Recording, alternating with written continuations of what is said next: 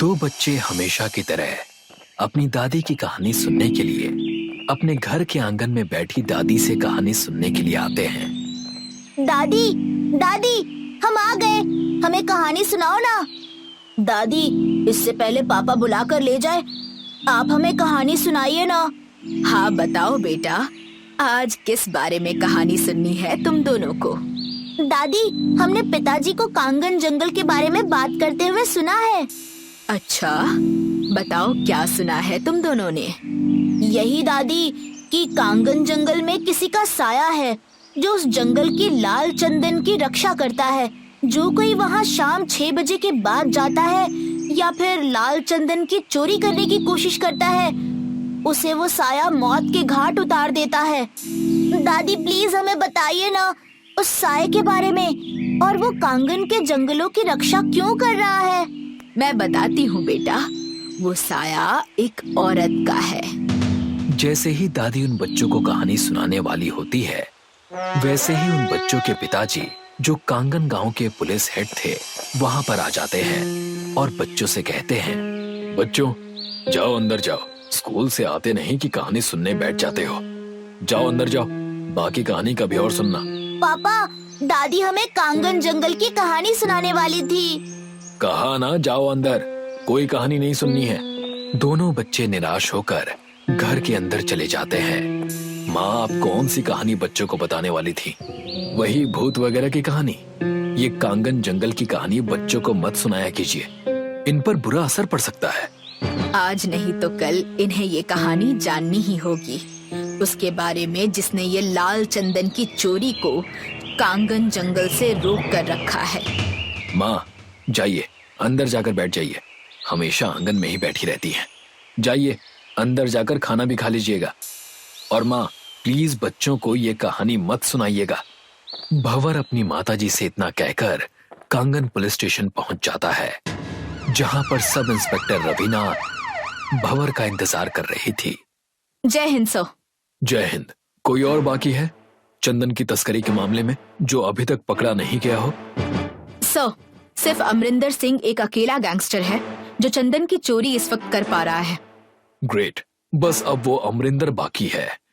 वो भी मेरी तरह नॉर्थ इंडिया से आया है यहाँ पर। जल्द ही वो भी पकड़ा जाएगा।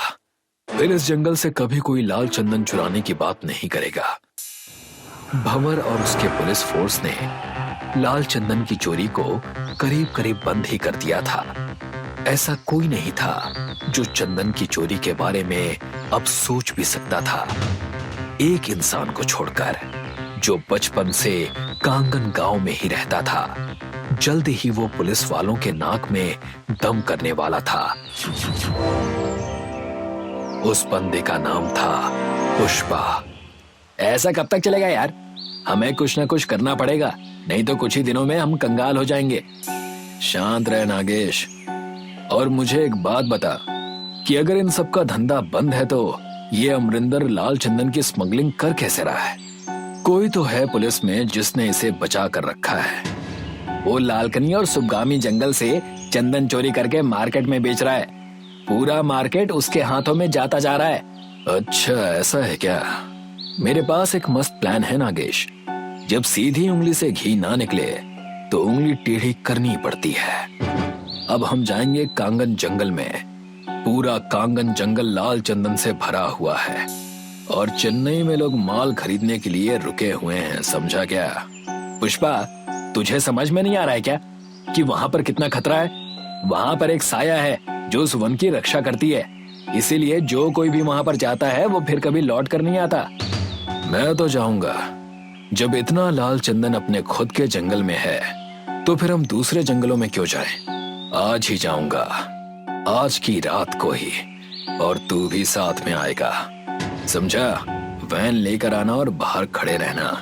जंगल में जाऊंगा और देख कर आऊंगा कि वहां कोई साया है या नहीं, समझा? पुष्पा सोच लेता है कि वो आज रात कांगन के भयानक जंगल में जाएगा जो लाल चंदन से भरा हुआ है, ये जानते हुए भी कि उस जंगल में बुरे इरादे से जाने वाला इंसान कभी लौटकर वापस नहीं आता। और दूसरी ओर भंवर पुलिस स्टेशन में अपनी डेस्क पर बैठा हुआ है। तभी उसके डेस्क पर रखा हुआ टेलीफोन बजने लगता है। भंवर फोन उठाता है। Hello, Kangan police station. आज रात 12 बजे तुम्हारे गांव का लाल चंदन सिंडिकेट मेंबर पुष्पा कांगन जंगल में लाल चंदन की चोरी करने के इरादे से जाने वाला है। क्या? कौन हो तुम? Hello hello. इतना कहकर सामने से फोन कट जाता है। भंवर थोड़ी देर के लिए शॉक्ड हो जाता है और रवीना को आवाज लगाता है। रवीना, रवीना। रवीना भंवर के डेस्क तक आती है। यस सर, बोलिए। घर पर कॉल करके कह दो कि आज रात तुम घर नहीं आओगी। आज रात हम कांगन जंगल के रास्ते पर पुष्पा का इंतजार करेंगे। उसकी चार्जशीट तैयार करो और गाड़ी में रख दो। उसे हम आज रात ही गिरफ्तार करेंगे। मगर सर, उसके खिलाफ हमारे पास कोई सबूत नहीं है। सबूत ना होने के कारण हम उसे छोड़ तो नहीं सकते ना। रवीना, आज उसका खेल तमाम कर देंगे। उससे बड़ा लाल चंदन का स्मगलर कहीं नहीं है। उसे मार दिया ना तो मार्केट में कोई नहीं बचेगा। पुष्पा और नागेश गाड़ी लेकर कांगन के जंगल की ओर निकल जाते हैं। रास्ता सुनसान था, दूर दूर तक बिल्कुल सन्नाटा था। नागेश गाड़ी चला रहा था और उसके चेहरे पर डर साफ साफ दिखाई दे रहा था। वहीं पुष्पा का चेहरा उत्साह से भरा हुआ था। पुष्पा और नागेश को जरा भी भनक नहीं थी कि जब से वो लोग कांगन जंगल के लिए निकले थे तब से उनका पीछा एक गाड़ी कर रही है। तभी पुष्पा फ्रंट मिरर में गाड़ी को देख लेता है और नागेश से कहता है, इतनी क्यों फट रही है तेरी? फटेगी ही ना, एक ऐसे जंगल में जा रहे हैं जहां पर लोगों की मौत हो जाती है। सुन, डर मत, मैं जो बोल रहा हूं ध्यान से सुन। एक गाड़ी है जो बहुत देर से हमारा पीछा कर रही है। किसी ने तो अपनी टिप दी है इन लोगों को।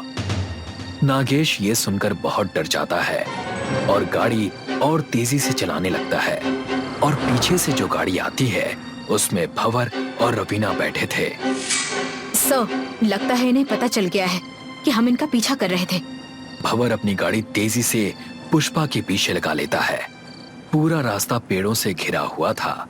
बस थोड़ी ही दूरी पर कांगन जंगल था जहां पर जाना मना था।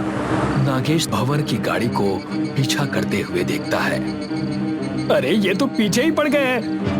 अबे डर मत, तू चलाता रहे गाड़ी, करने दे इन्हें पीछा। अब जब जंगल आएगा तो रुकना मत, सीधा अंदर ठोक देना। ये फट्टू लोग डर के मारे जंगल में घुसेंगे ही नहीं। भंवर गाड़ी और तेज कर लेता है। थोड़ी ही देर में वो लोग जंगल के पास पहुंच जाते हैं और देखते हैं कि वहां पर एक वार्निंग बोर्ड लगा हुआ था, danger ahead, no entry. Pushpa Nagesh से कहता है, चल चलते हैं उस साई के पास, ठोक दे चल। मर गए रे पुष्पा। नागेश कांगन के जंगल में घुस जाता है और भंवर अपनी गाड़ी को तेजी से ब्रेक लगा देता है और देखता है कि पुष्पा कांगन के जंगल में घुस चुका है। ये पुष्पा तो खुद ही अपनी मौत के मुंह में चला गया। जो भी इस जंगल में रात के समय जाता है वो कभी जिंदा लौट कर वापस नहीं आता। ये पुष्पा खुद को बहुत बड़ा मानता था ना। इसे तो पता भी नहीं होगा कि यहाँ किसी की आत्मा है जो इस जंगल की रक्षा कर रही है। सर, किसी की आत्मा इस जंगल की रक्षा कर रही है। पर्वतम्मा की। भंवर अपनी गाड़ी मोड़कर वापस चला जाता है और दूसरी ओर नागेश और पुष्पा की गाड़ी कांगन के जंगल में एक पेड़ से टकरा जाती है। नागेश, नागेश! पुष्पा गाड़ी से बाहर निकलता है और जंगल में इर्द गिर्द देखने लगता है। धीरे धीरे वो कदम बढ़ाकर वो जंगल के अंदर जाने लगता है। जैसे जैसे वो अंदर जाता है उसे बड़े बड़े लाल चंदन के पेड़ नजर आने लगते हैं। उसके चेहरे पर खुशी झलक रही थी। तभी उसके पीछे से कोई साया गुजरा और पुष्पा पीछे मुड़ता है। कौन है? हिम्मत है तो सामने आओ। तेरे को क्या लगा तू अकेला यहाँ का चंदन चुराएगा और मैं हाथ पे हाथ धरे देखता रहूंगा? पुष्पा के पीछे से फिर से कोई साया गुजरता है। इस बार पुष्पा पहले से भी ज्यादा चौकन्ना हो जाता है।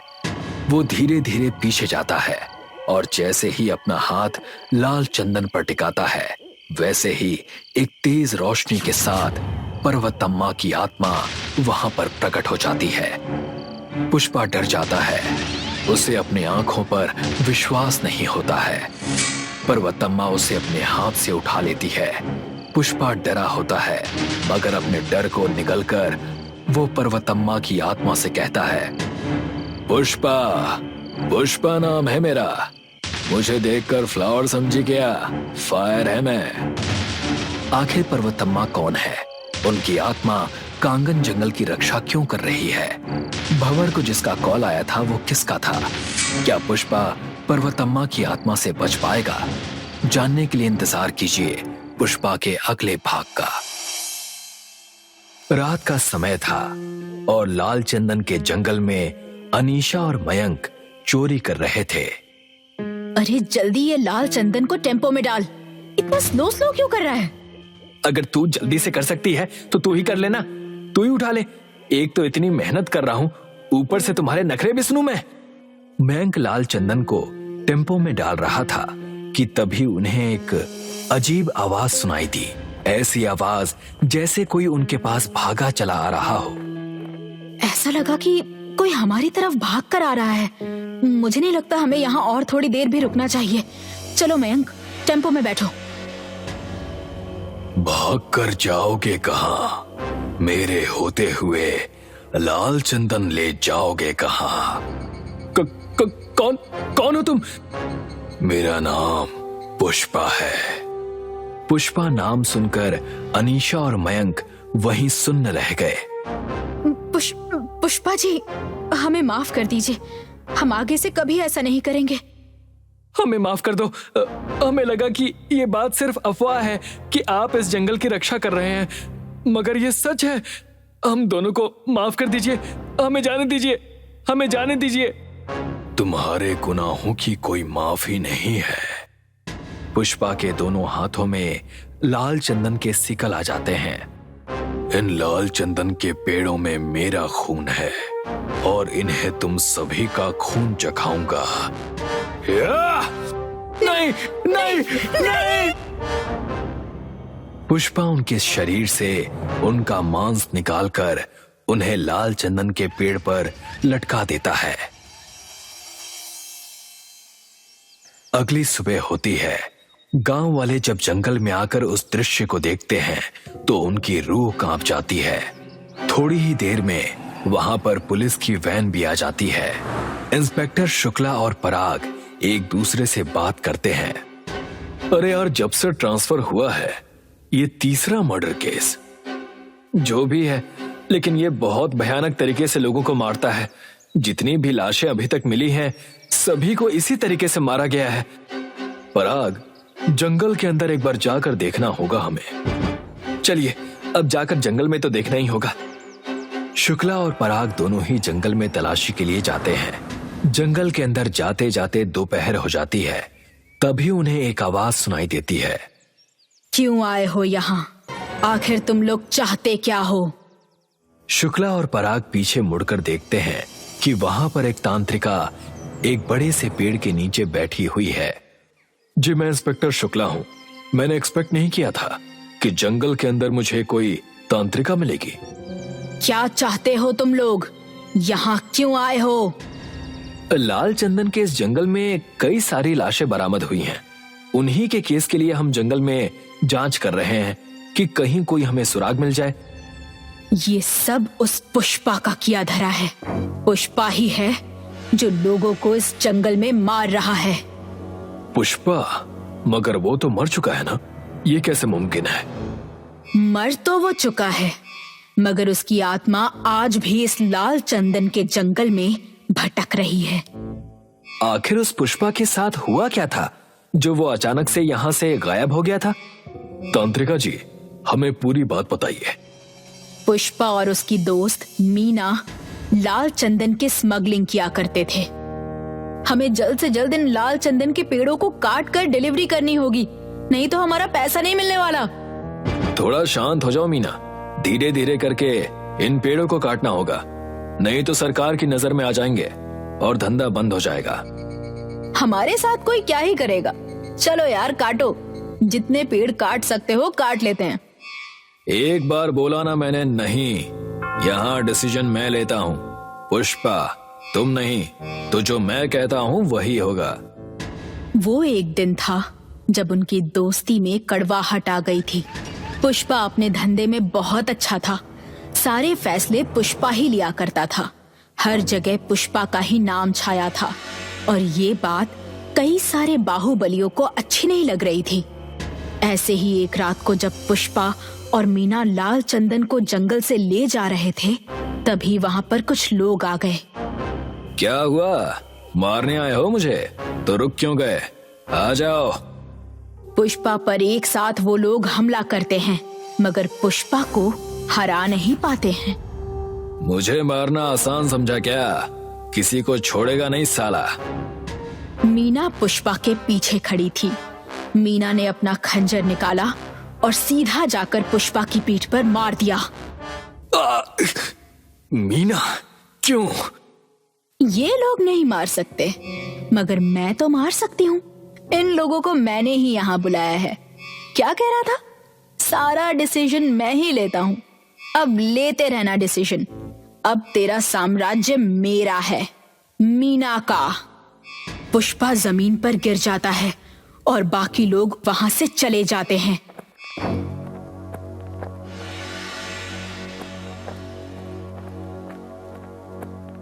पुष्पा का अधमरा शरीर सिर्फ अपनी आंखों की पुतलियां ही हिला पा रहा था। तभी लाल चंदन के पेड़ से एक सांप नीचे उतरने लगा। मैंने तुम्हें लड़ते हुए देखा था। तुम्हारा शरीर बहुत ताकतवर है। अब ये शरीर मेरा हुआ। सांप उसके शरीर में चली जाती है और पुष्पा एक बार फिर अपने पैरों पर खड़ा हो जाता है और दूसरी ओर मीना और उसके साथी खुशी से लाल चंदन उठाकर जंगल से बाहर जा रहे थे। तुम लोग मिलकर एक इंसान को नहीं मार पाए। आखिर वो काम भी मुझे ही करना पड़ा। मीना जी, आपको अपने सामने कोई दिखाई दे रहा है? पुष्पा उनके सामने खड़ा हो जाता है। उसे देखकर उन लोगों के पसीने छूट जाते हैं। पुष्पा, तुम कैसे? मरने का दुख नहीं हुआ मुझे, जितना दुख मुझे इस बात से हुआ कि जिस पर मैंने इतना भरोसा किया, बचपन से साथ में रखा, उसी ने मुझे धोखा दिया। अब तुम लोगों का सफर यहीं खत्म हो जाएगा। हमारी इसमें कोई गलती नहीं है। सब हमें इस मीना ने करने के लिए कहा था। पुष्पा के हाथों में लाल चंदन के दरांदी आ जाते हैं और पुष्पा उस आदमी की दोनों आंखों में उस दरांदी को घुसा देता है। पुष्पा, नहीं नहीं, प्लीज मुझे माफ कर दो। मैं आगे से कभी ऐसा नहीं करूंगी। प्लीज प्लीज, मैं तुम्हारी दोस्त हूँ ना पुष्पा। दोस्त? मुझे मारने के बाद तुम्हें दोस्ती याद आ रही है? तुम्हारा भी खात्मा होगा। पुष्पा वहां सबको मार देता है। उनके शरीर का मांस निकालकर उन्हें पेड़ पर टांग देता है और तब से वो इस लाल चंदन के जंगल में रह रहा है। अगर ऐसा है तो हम उसे कैसे मार सकते हैं? उसे हम मार भी सकते हैं कि नहीं? हाँ, बिल्कुल मार सकते हैं। उसके अंदर एक शैतानी सांप छुपा हुआ है। उसे उस पुष्पा के शरीर से बाहर लाना होगा। उसे हम बाहर कैसे लेकर आए? उसे बाहर लाने के लिए तुम लोगों को चंदन की लकड़ी जमा करके उसका एक घेरा बनाना होगा। जैसे ही पुष्पा उस घेरे के अंदर आ जाएगा, उन लकड़ियों को जला देना। और दूसरी योजना ये है कि तुम उसे कैद कर दो कि वो हिल भी ना पाए। आपका बहुत बहुत धन्यवाद। अब आगे हम संभाल लेंगे। शुक्ला और पराग वहां से निकल जाते हैं।